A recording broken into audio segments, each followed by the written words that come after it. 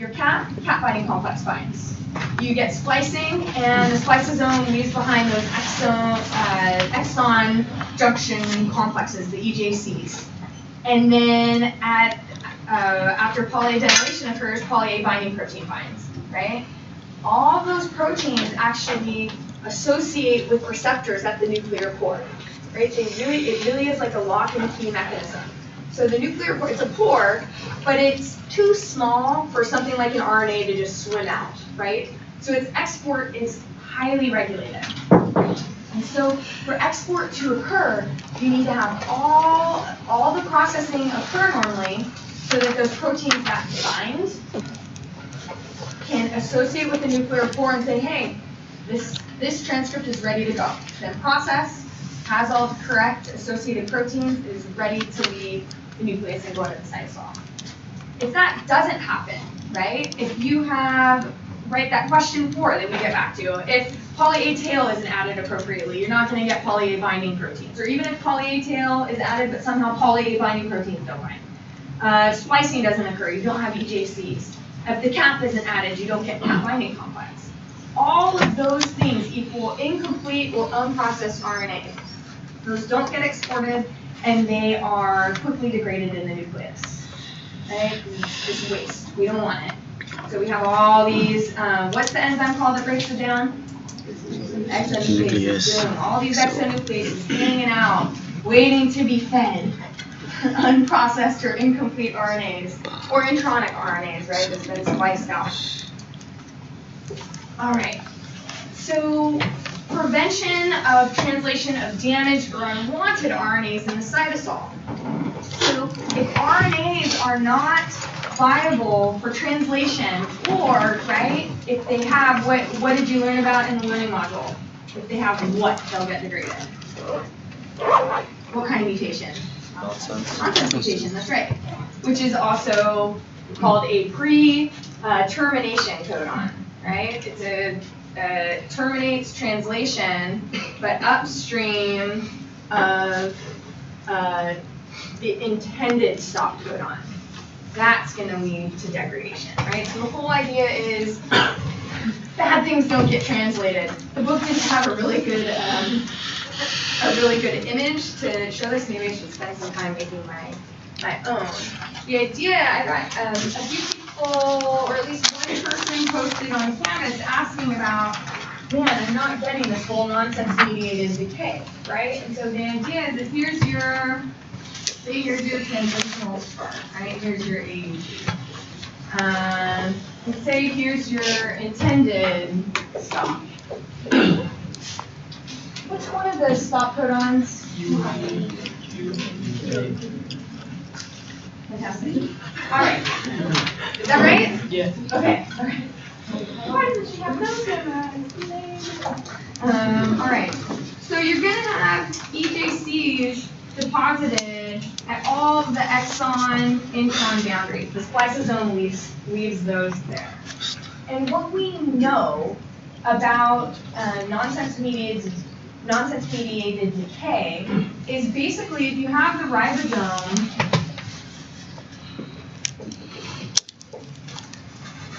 translating, right? If it comes to a stop, that this is a nonsense mutation, right? And we know it's nonsense mutation because EJCs, those are within the coding sequence. They're the part of the RNA that's supposed to get translated, and that's where splicing occurs. So the mechanism is basically there's an image on Canvas. If you want to see all the proteins involved, there's a bunch of different proteins that basically will communicate between the ribosome and EJC. They'll notice, oh, I still have an EJC upstream of me. That means this stop is not supposed to be here. That's basically it. That's the level of detail you need to understand for this class. And if you want to know more, on the question posted on the discussion board, I have a link to a very lengthy review that will talk about the current status in the field. There's a lot of details. Like we could have 2 lectures just dedicated to that. Instead, we have 5 minutes. So basically, the proteins that associate with the EJC communicate with the ribosome if a stop codon is recognized prior to hitting the last EJC, and that triggers degradation. Okay. And this can only happen in the cytosol, right? Because that's where the ribosomes are. That's the first place that the RNA sequence is actually being interpreted. That's the first time a premature stop codon would actually be read, right? In the cytosol, they're not actually reading codons. Or in the nucleus, codons aren't actually being read yet. So there's no recognition of a pre-termination codon in the nucleus. That occurs in the cytosol. Does that make sense?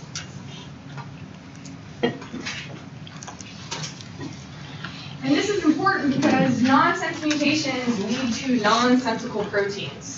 The proteins are typically truncated, they get broken down, sometimes they can fold aberrantly and cause protein aggregation. They might have functions that are actually potentially damaging to the cell. So the cell doesn't want to risk having a protein that wasn't intended made because it could damage the cell. Also, it's just wanting to be efficient. The cell doesn't want to exhaust or use up energy translating a protein that's has a nonsense mutation. Hard to do that, right? It has a bunch of other transcripts that it should be spending its time translating, right? So this is the mechanism that's evolved. There's still a lot of open questions on how this is regulated. But yeah, this happens in every eukaryotic cell. Yeah. So once it hits a stop, it just kind of like follows exonucleases. There's a mechanism that triggers the recruitment of exonucleases. Okay. Yep. You got it. Okay. Yeah. While the ribosome is on that RNA, doesn't actually. You got it. Yeah. And so this kind of happens. This happens right as the transcript gets to the cytosol. You get. We're going to talk about kind of what happens first. Is the eukaryotic initiation factors get recruited.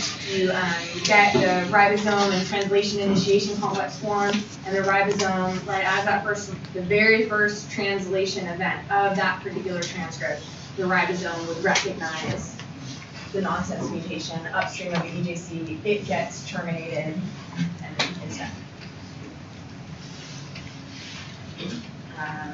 And right, there's no, when we talk, so this is supposed to happen, but there's no such thing as 100% efficiency. Cells always make mistakes. So that's why if you're thinking like, well, how then do these diseases that are caused by nonsense mutations, why are they a thing? Why isn't this working? Because it doesn't work 100% of the time. Nothing in the cells do. Yes? What is that column say? I think it's like the one on. I'll just read everything. So start and stop codon. These are the intended start and stop codons. Here we have the two EJCs. Oh, Okay, EJC, that.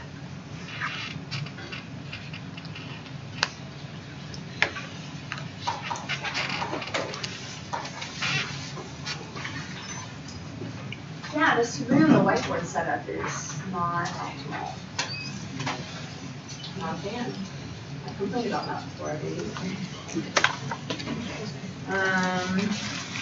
Okay, so now I'm going to move on to lecture 9, which is really getting into peptide and protein production.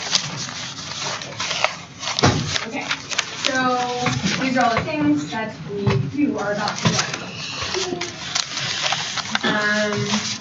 Okay, so this image, right? This was, I had it earlier in the lecture on the learning module. This is showing basically as a transcript moves out of the nuclear pore and into the cytosol, what happens? So let's take a moment to appreciate all the sweet things that you've already learned, right? So in blue, here's the RNA. We have the 5' cap, right? It has its associated cap binding complex. EJCs, that would represent what happened at these two sites.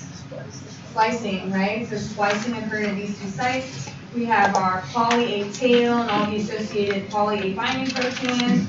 you notice the whole stretch of the transcript has proteins associated with it. We just don't have time in this class for me to go over everything. But yeah, these are things that you might learn later on in your academic pursuits. But that transcript is absolutely covered with proteins that help let the cell know that this is a viable transcript, right? At the end of the day, that's what's important. Protecting the transcript and letting the cell know that this is a viable transcript. Then gets to exit into the cytosol, and what happens in the cytosol right away is the CAP binding complex, which is here in orange. Okay, it recruits those eukaryotic initiation factors. I think I introduced on one of the first slides in this slide deck. It recruits these initiation factors to the 5' cap. And after it recruits them, right, CAP binding complex takes a hike. My work is done here. I'm probably going to go get degraded by the proteasome. Things like that. But it recruits those eukaryotic initiation factors, and they're what help facilitate the appropriate circular conformation of that transcript, which is really important for getting initiation. So those eukaryotic initiation factors, they bind directly to the poly A binding protein on that poly A tail, which helps circularize the RNA transcript. So that's step one, right? CBC recruits EIFs. Step two, EIFs bind poly A binding proteins to circularize it. Now we can start thinking about initiation of translation.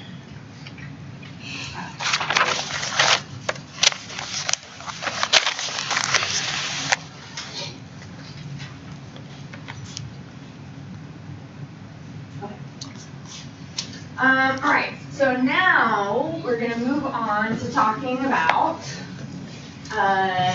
what translation initiation looks like at the 5' ATR. We'll talk about those funky things that I introduced on the learning module called internal ribosome entry sites. When I first talked about the poly-A-tail, I think I introduced this concept of it being important for conferring stability to RNA, and that the longer the poly-A-tail, the longer that RNA transcript is going to stick around. So we're going to talk about that and an example of an extracellular cue that can actually cause the poly-A-tail to be longer, which means that transcript is going to hang out for what? It's going to hang out for longer, which ultimately, what does that mean for the protein?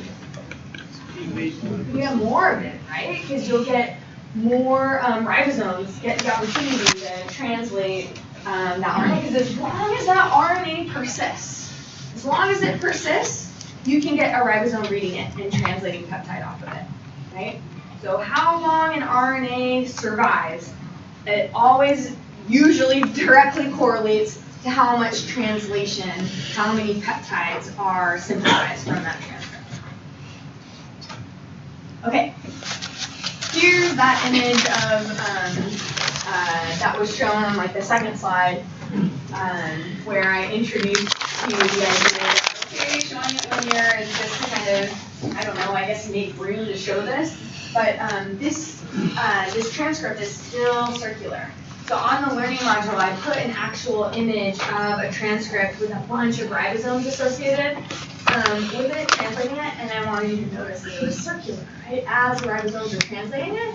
And right next to it, there's a black and white image of an actual, image taken with an electron microscope of a bunch of ribosomes translating for real RNA transcript. Okay, so what happens first? This was introduced on the learning module as well, right? You get the eukaryotic initiation factors help recruit the small ribosomal subunit, and they help recruit the initiator tRNA, which is always associated with methionine.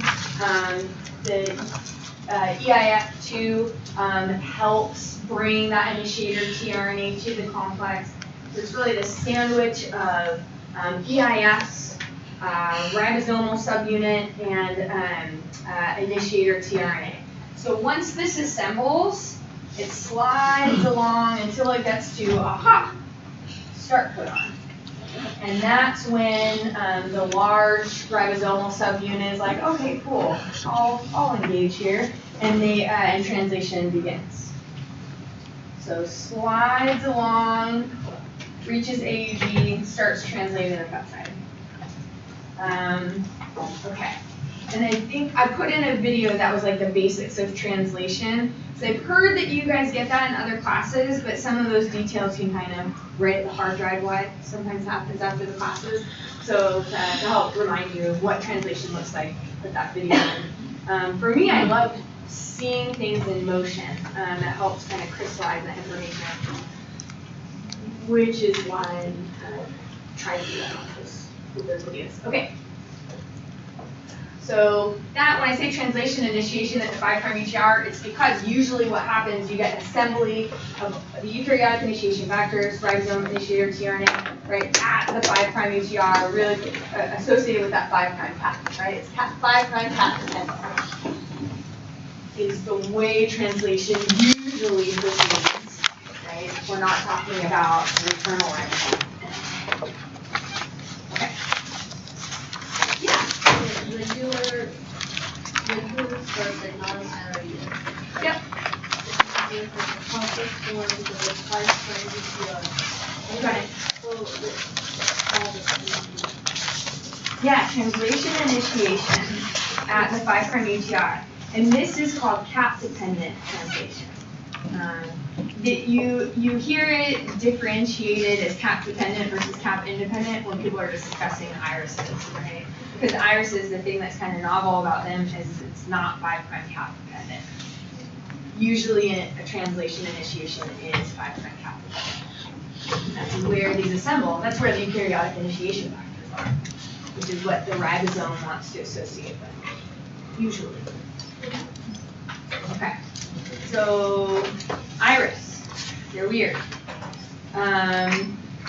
There are, usually when you're looking at a sequence, there's usually a ton of potential start sites. There's a ton, if you look at any sequence, there's going to be a bunch of AUGs, right? There's only 4,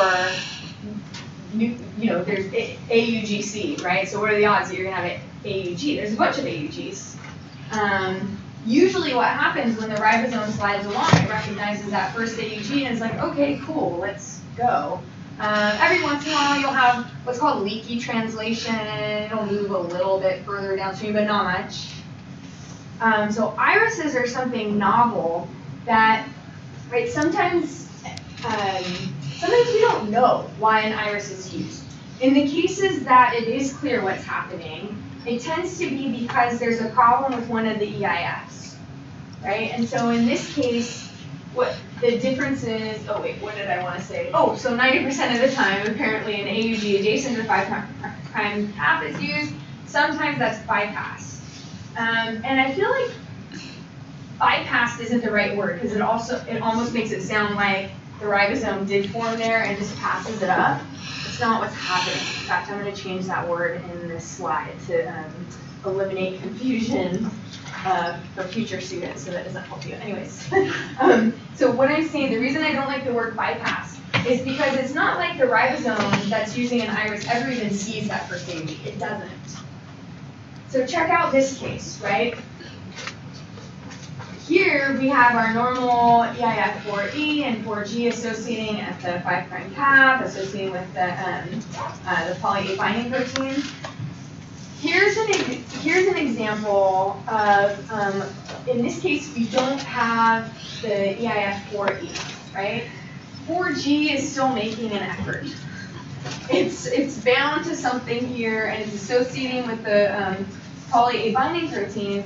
But because the conformation has changed to the 5' end, it's led to this secondary structure in the RNA. It's called a stem loop.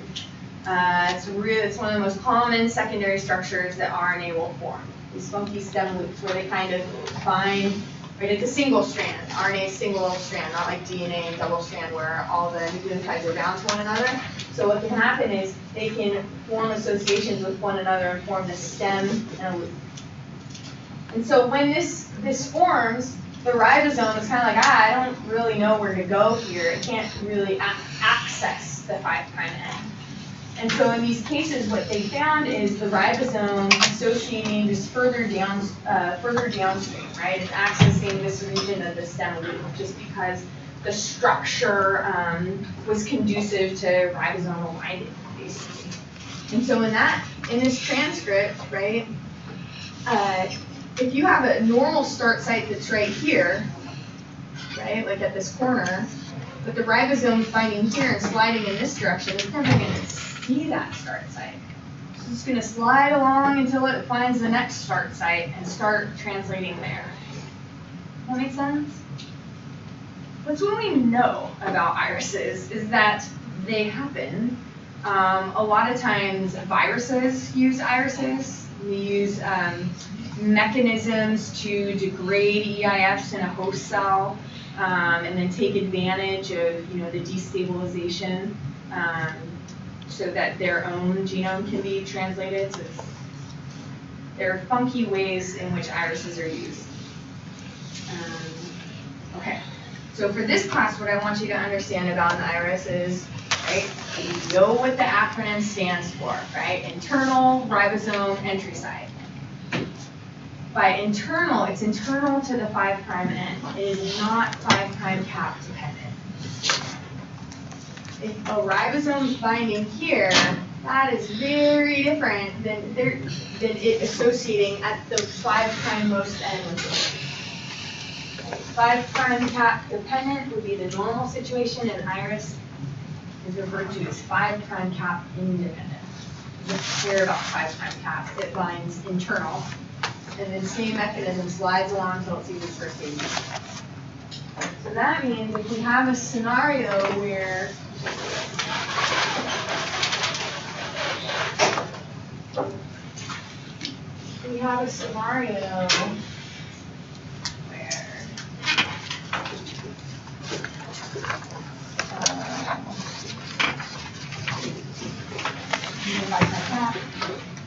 and you are going to get translation here. So this peptide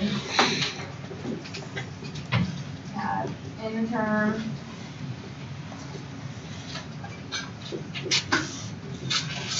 C-term.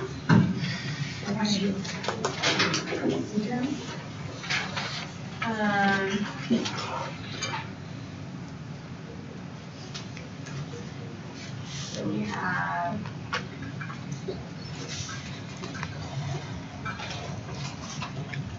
this AUG is the same as this AUG, but our genome starts here. And then it's going to start translating here. So you get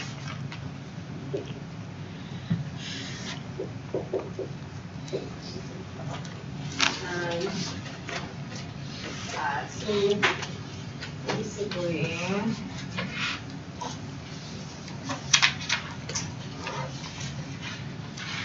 this whole section of the peptide right here, is going to be missing from this one down here because the AUG is way downstream.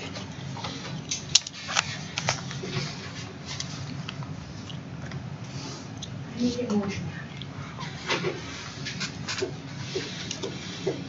So slide along, slide along, slide along. Okay.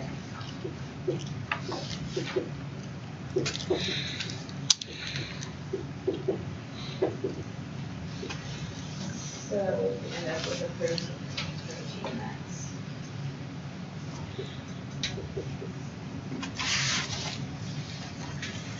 so in this case, this protein is missing all of that peptide that was translated up here.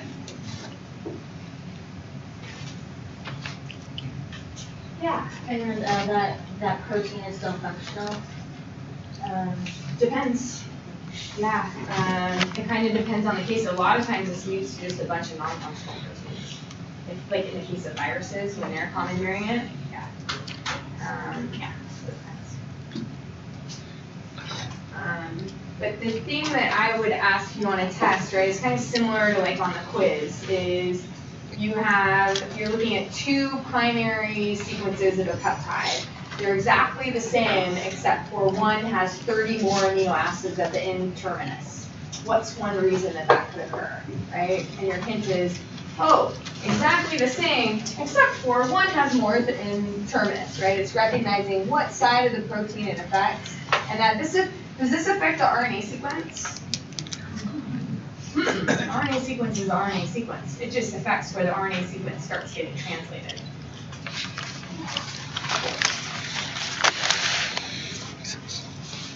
Okay, want me to say that again? Yeah. The RNA sequence is not affected. If I was to read this RNA sequence, it'd be exactly the same, whatever, A, G, G, C, or whatever the combination is. It'd be exactly the same. The only difference here is where the ribosome starts translating it. So irises change the amino acid sequence, but not the sequence of the RNA. That's already done. This is happening in the cytosol. Where does the transcript get made? Where's the RNA transcript made? Nucleus. That's done. That work's done. We already have the sequence of the RNA. Done.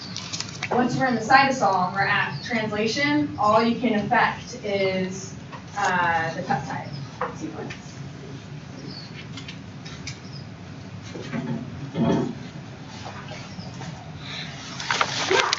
So, energy, there's a top that would need to be in front of the IRS sequence for eval.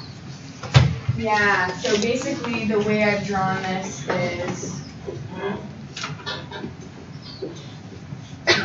so this first AUG is right here. Oh yeah. And then, so the IRS is always there, right? So it's. No. No. Oh, okay. Kind of. I get what you're saying. Is there always a potential internal ribosomal entry site? That sequence is always there, but something must have changed the structure of the RNA to alter the way the ribosome enters the transcript, right? So, and that's where the confusion arises in the scientific community, is why sometimes irises are used and in other cases they aren't. So I'm showing on the board on the slide one of the cases that we do know, which is in the absence of certain eukaryotic initiation factors, it can alter the folding of the RNA. So normally we have 4E and 4G, they associate just so with the poly A binding proteins and form this nice circular structure. It provides access to the ribosome. In the absence of 4E, it can lead to the formation of this stem loop secondary structure, which just prevents access of the ribosome to the 5' cap. Yeah. Is it fair to say that like the difference between those two is the translation initiation complex is different? Where it is forming is different. So it's forming is different.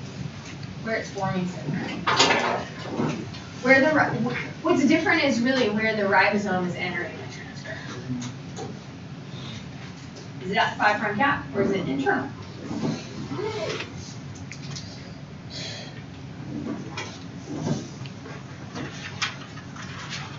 I'll let you ask. So again, does it affect the mRNA sequence? No. No. Primary peptide sequence? Yes. Yes. What side? Boom. Okay.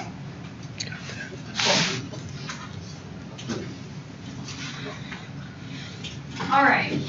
So the amount of peptide translated from an mRNA is controlled by mRNA stability. And I mentioned that in the learning module, right? A lot of transcripts, you only hang out for a really short amount of time. You just want to translate a little bit of that protein to affect the process right then, and then you don't want any more of it. And so, because of that, RNA transcripts always have an internal timer. So they are going to survive and then get degraded, and it has a certain time window for translation to proceed, right? Okay. So the length of the poly A tail is what really helps determine how long that mRNA survives. Is the tail super long? Or is it super short? super long, it gets to hang out for a while. Because, right, those exonucleases, that they can chew up the poly A tail. They can chew it up. It's just, it's doing that at a specific rate. So if the rate is, right, 1 base per minute, and you have 10 adenosines, you have 10 minutes for that transcript to survive. If you have 500 adenosines, you have 500 minutes. Don't write that rate down, I made it up. Okay, so once the tail is degraded, basically usually what happens is kind of everything goes to hell, it loses its circular structure, it's decapped, the coding sequence starts to get chewed up by the exonuclease, like it is just done, it's done. So that is it, what's it called, it's hourglass. How long is that poly A tail? So the cell has this mechanism, if you want a transcript to be translated for a really long time, it's going to have a longer poly A tail. And there are a lot of examples of that being in flux. So some transcripts, you can change the length of the poly A tail, right? And that's governed by extracellular cues. All right, so here's a cool example that's pretty well understood and always talked about in relation to poly A tail because of that, is prolactin and casein. So did I talk about this in class already? No. I didn't? Okay, I'm having deja vu with every other semester about this. So prolactin is a hormone. Who secretes high levels of prolactin? Breastfeeding mothers. Breastfeeding mothers. Who knows what casein is? It's a milk protein. That's right. So if you're a breastfeeding mom and you want to produce nutritious milk for your pup, you want to produce a lot of casein.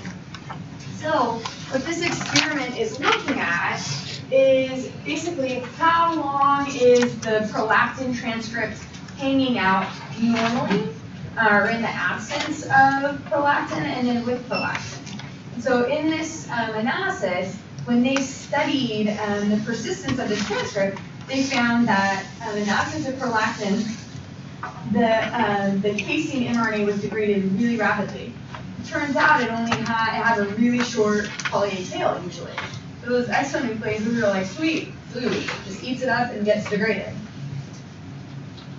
With prolactin, you can see the casein mRNA persists for a really long time. So when moms release prolactin, what's actually happening is it's triggering a cascade of events in the cell that lead to an extension of the poly A tail. It goes from about 50 to 500, right? So that casein mRNA gets, the exonucleases are still like, oh, sweet food, but they get more to eat, and it takes them longer to actually reach the coding sequence.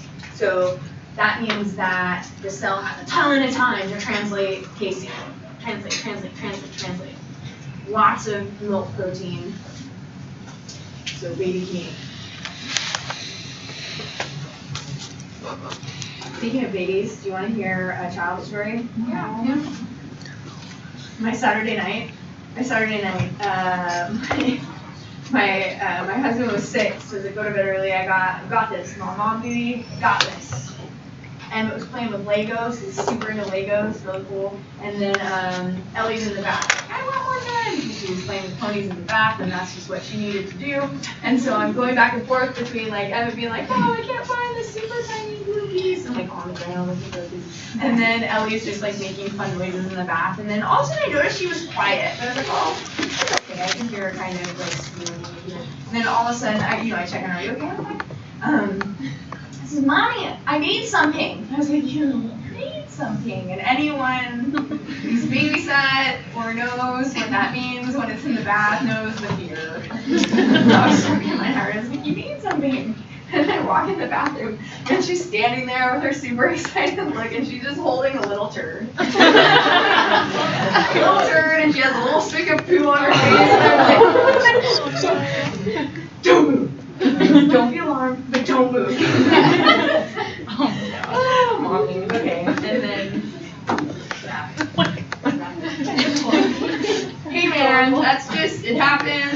Yeah, you have to. Yeah. Anyways, yeah, I still remember the very first time. I won't make the whole class about my children's poop, but, or should I? The first time that I heard people talking about like their kids pooping in the bathroom, like, oh, my Emmett's never done that, and I totally jinxed myself looking back on it. And it was like a week later, he pooped in the bath, and both of them were in the bath at the same time, and I'm just like, oh my gosh, I don't know the protocol for this. Someone told me like, like fishing the turd out. I don't know what to do. Like, I have to leave the bath, and you guys have poo, and I'm freaking out. And that's what happens. When you become a parent, and it's totally worth it and amazing, but poo happens. Okay. And moving on to microRNAs. Okay. So, microRNAs are totally fascinating. So microRNAs were just discovered like 2001-ish, 2000-ish, right? So in the world of molecular biology, that's not that long ago. And it's so interesting to think that in the 90s, people had no idea about microRNAs, and now we are understanding more and more about the really incredible impacts they have on our physiology and eukaryotic cell physiology in general. Okay, so first, what are these things? They're really small, so usually 22-ish nucleotides, non-coding RNA. By non-coding, I mean, what do I mean by non-coding RNA? It doesn't get translated. It doesn't get translated. So it gets transcribed, but it doesn't get translated. So here in this image, they're showing, right, typical gene, you get your messenger RNA that gets translated into protein. In the case of microRNA, what they do is instead of being translated, ribosomes don't recognize them. Instead of them being translated, what they do is they will bind to other messenger RNAs and influence whether or not they're translated. What they're most famous for is binding to other messenger RNAs and triggering their degradation. Not the only thing they do, it's what they're most famous for though. So we're learning that if you think about it, we talk all the time about proteins binding DNA or RNA. It would make sense that RNA could do that, right? Because they're actually composed of nucleotides. So of course they should be able to bind RNA and DNA, and they do.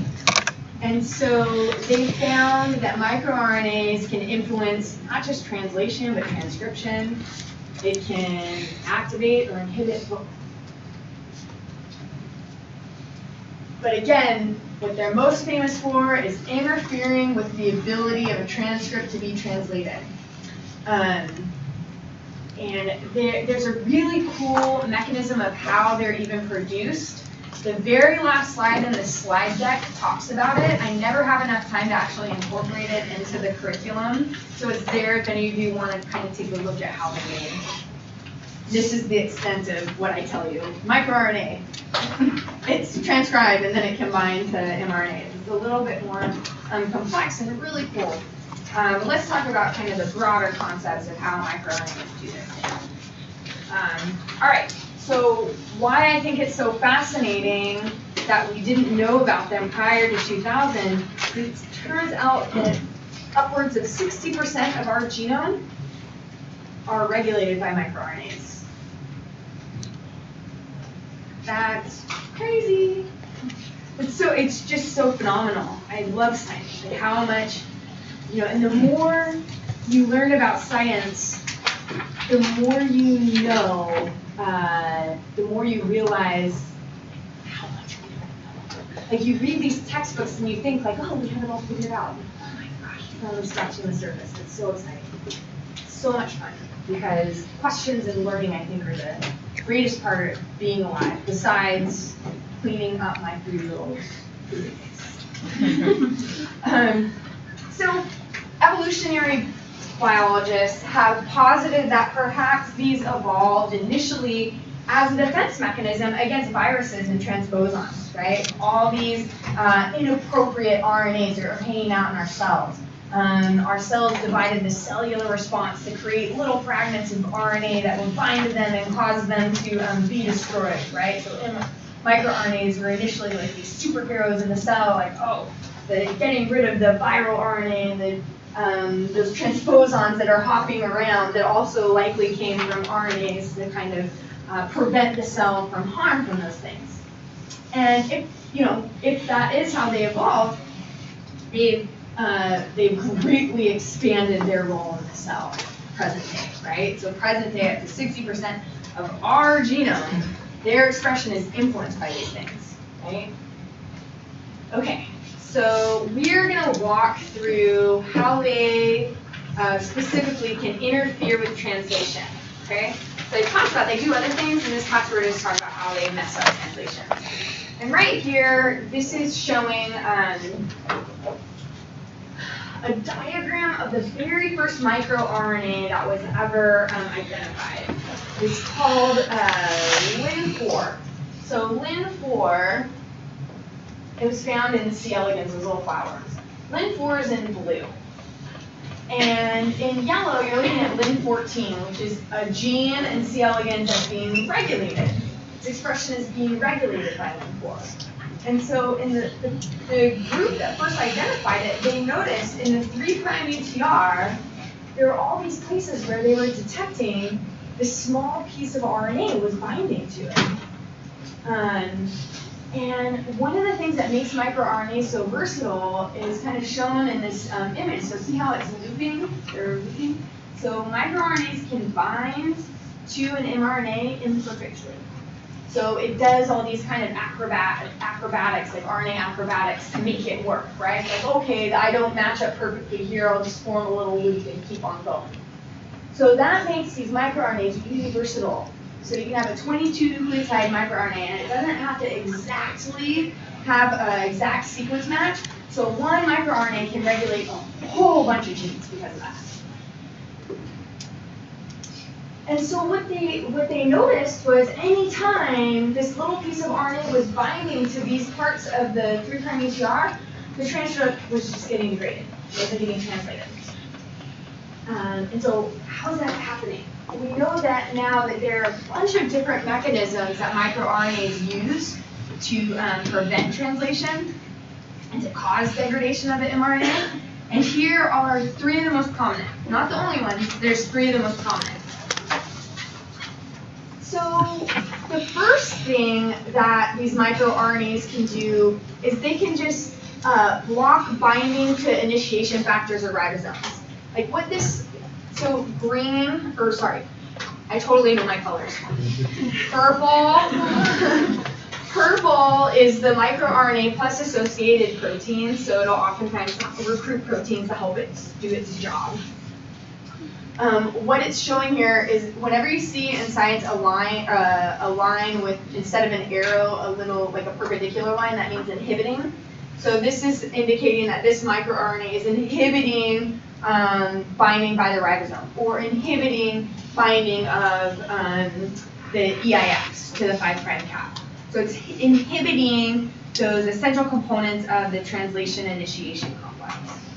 That's one thing it can do. Another thing it can do is recruit, oh, how'd the illustrator mess up in this image? Read the words under the Pac-Man. Is that endonuclease? Exonuclease, hard-worded letter to these illustrators. What are you doing? No, if you guys were an illustrator, I guarantee none of my ones from this. Horrible mistake. So anyways, the whole point is it's recruiting nucleases to digest the mRNA transcript. Right, so it gets chewed up before it has a chance to get translated. So I see that happen a lot. This one I feel like is the saddest, the last one, because the transcript's like, I'm almost there. I've got the translation initiation complex, the ribosome's starting to translate, and then the microRNA is like, ha ha ha. I've recruited a protease, and just as the peptide is being synthesized, the protease is like, not going to do it, and it's just chewing up the peptide as it's being produced.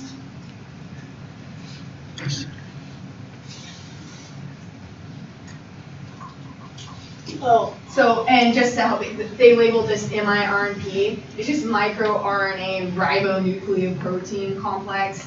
Again, kind of beyond what I'm talking about with respect to microRNAs, but they do form complexes with other proteins that help them get the job done. All right, does that make sense?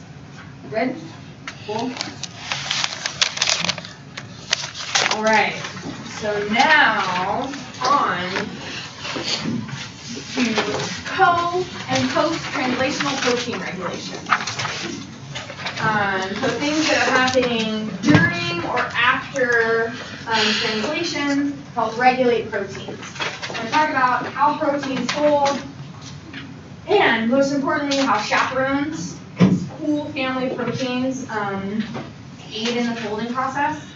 Talk about how membrane proteins get inserted into the membrane, and then we'll finish up with talking about some examples of covalent modifications. Some proteins only function as polymers, and then proteolysis. Okay, and I'm going to stop. I need to stop with 5 minutes to spare to pass out your guys' exams. So somebody stop me at 4:10 if I forget, because I always forget. Okay. So first we're going to talk about the energy dynamics of protein folding and protein conformation. And so this is kind of true for most molecules, right? They want to minimize its free energy. They always want to minimize their free energy because that's the most energetically stable conformation. Cells are all about stability, as are molecules. So most of this, with respect to a protein, is driven by polar aqueous and nonpolar membrane phases. If you guys confuse these terms, it is time to get them down. I'll draw it over here and see it as I'm writing it. Okay. Is that shocking? Oh, yeah, I know, so you would. Yeah. Okay. So polar is are polar molecules hydrophobic or hydrophilic? So some controversy in there. What if I told you water is a polar molecule? Hydrophilic, you got it. Hydrophilic. Non-polar. Hydrophobic. So things like water are polar, things like lipids are non-polar, right? So inside the cell, the cytosol, or the extracellular matrix, those are all mostly water. Water is the base, so those are considered polar or hydrophilic environments. Cytosol, ECM, nonpolar membrane. And this just gets down to how charge is distributed in a molecule, right? So it tends to be with lipids, the charges are really evenly distributed, so it's non-polar. There's no difference I always think of it as there's no difference at the poles of the molecule, non-polar. Whereas in polar molecules like water, there's not an even distribution of charge. So again, if you can remember that part of it, just think about or do the experiment at home, put oil into water and what happens, right? All the oil aggregates. Because hydrophobic molecules, they're wanting to minimize their free energy. They want to associate with other hydrophobic molecules, and so they want to minimize their exposure to the aqueous water. So polar and nonpolar don't get along. Okay, now remember back when I put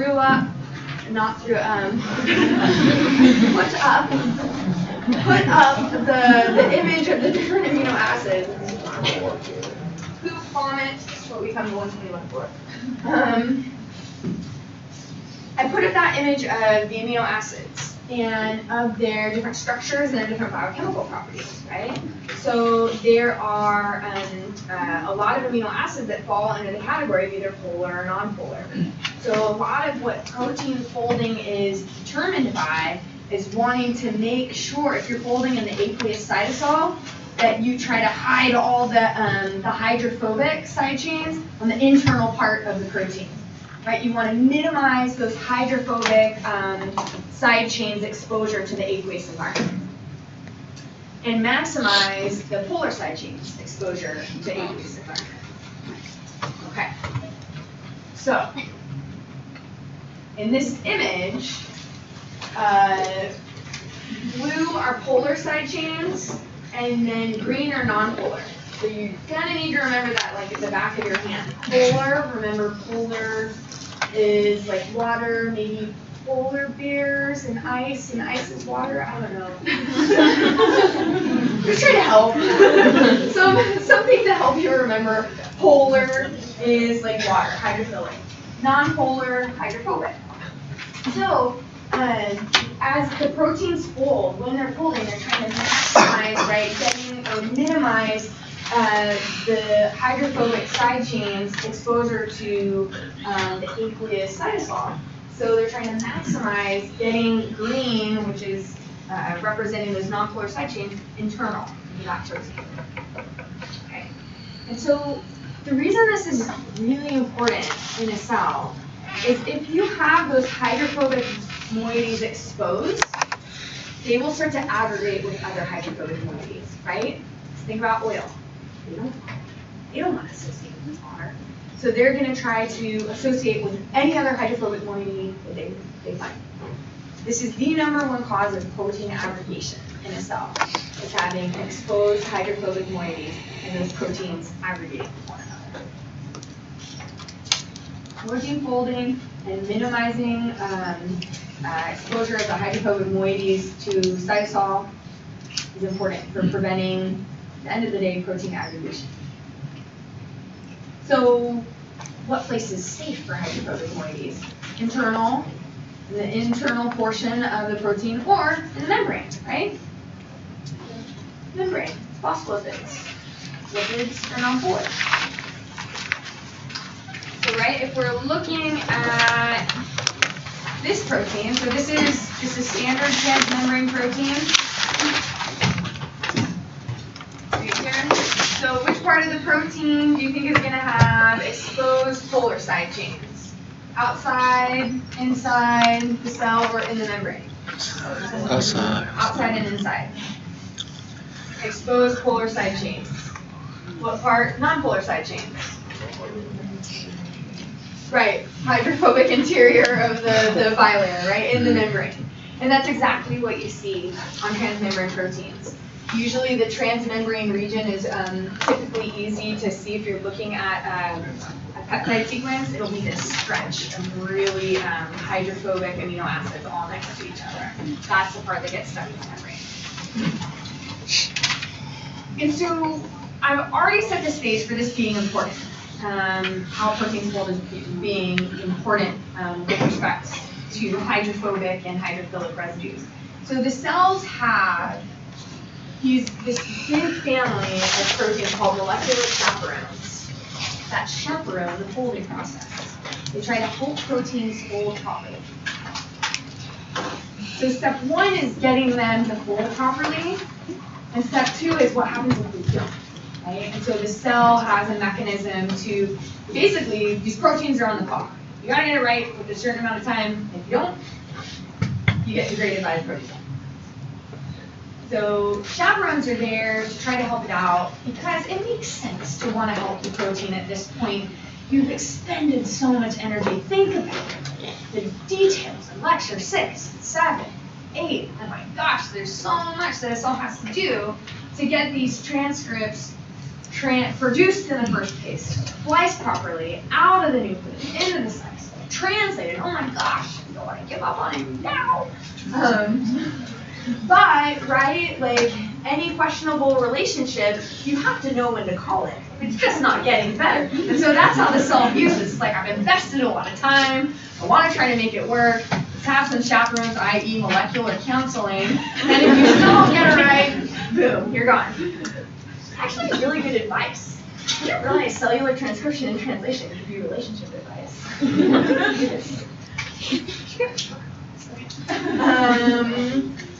All right, so we're going to talk about some examples of these proteins in the next 5 minutes, and then I'm going to give you back your time. If there are chaperones, anywhere protein needs to hold, there are going to be chaperones there.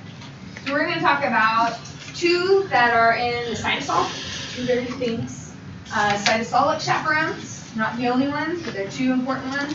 And then we're going to talk about 2 that are in the ER. Because there are a lot of proteins that when they get translated, they actually get pushed through, and we'll talk about this. So you know rough ER, right? What's on rough ER? Ribosomes, yeah. So those ribosomes are actually translating proteins that move into the ER lumen. Talk about why that's important in lectures 12 and 13. Okay, so the ER needs to have its own dedicated chaperones as well if you're expecting proteins to hold there too. Cytosol, ER.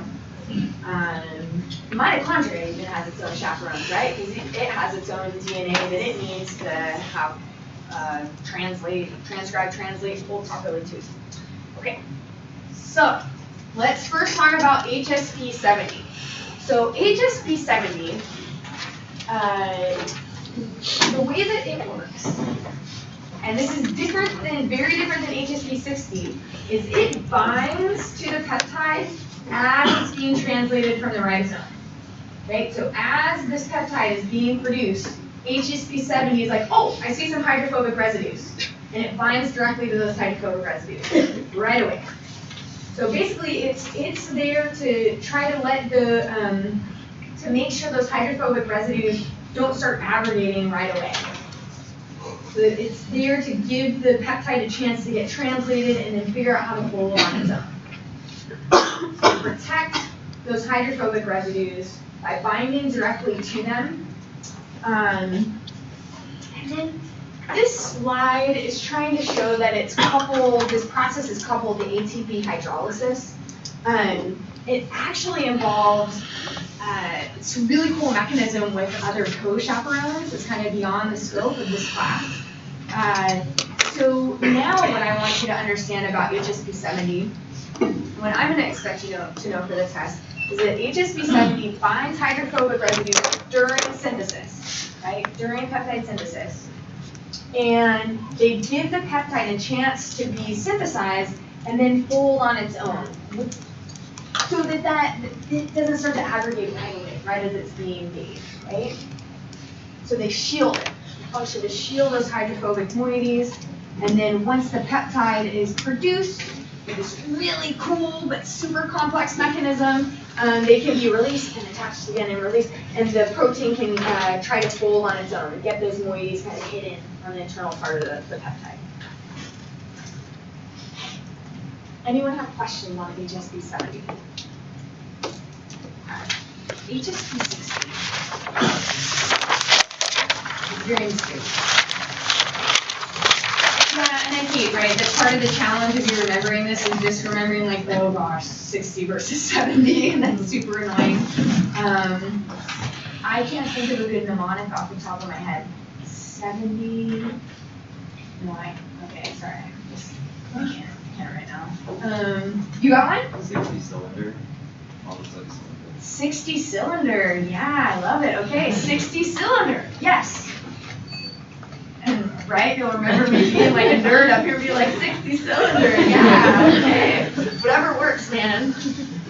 Okay, so HSP60, it forms this cylinder. It's so incredible to me. And one of the things that's different about the way that this chaperone functions is it functions after synthesis is complete.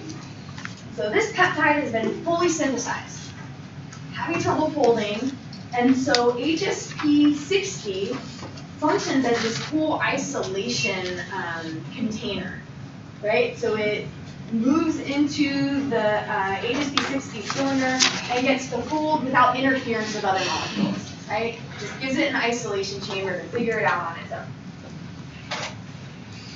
But that's part of the problem is there's cytosol, there's a ton of things happening, and you don't want that. Oftentimes, the reason a peptide gets it wrong is it's these molecular interactions that are happening. Yeah. So for the HSP70, it said that it could be a correct conformation or misfolded conformation. So would the misfolded conformation have like this is a backup? Second chance, yeah. Okay. Just give me a second chance. Yeah, chaperones, they try to do what they can, but right, sometimes proteins still misfold. And so HSP70, it does its work, it tries to help, but it's still inappropriately folded. HSP60 can function as a backup. So sometimes it's just one or the other, sometimes it's both. Yeah. Are you telling me it's time? Thank you. Because I would have just kept going. Oh, shit.